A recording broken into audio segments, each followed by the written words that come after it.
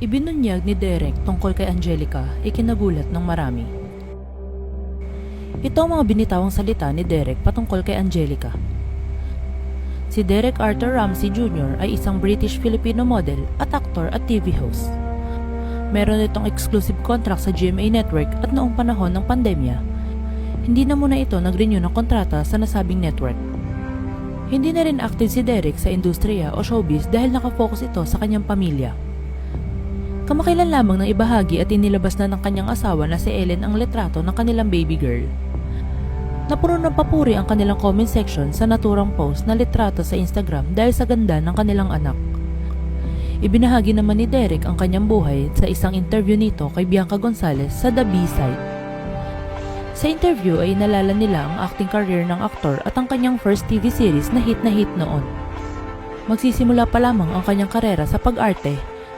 Napasama kasi si Derek sa Maging Sino Ka Man na teleserye ng ABS-CBN taong 2006 kung saan kasama niya sina John Lloyd Cruz, Bea Alonzo, Ann Curtis, Sam Milby at Tony Gonzaga. Ayon sa kanya, na-pressure raw siya sa teleseryeng ito dahil ang book 1 raw nito ay talaga namang pumatok at tinangkilik ng mga manonood. Inamin rin daw ng production na makakaramdam siya ng pressure dahil hit raw ang book 1 ng naturang serye. At mga kasama niya pa ang mga bigating artista na nakadagdag rin sa kanyang pressure.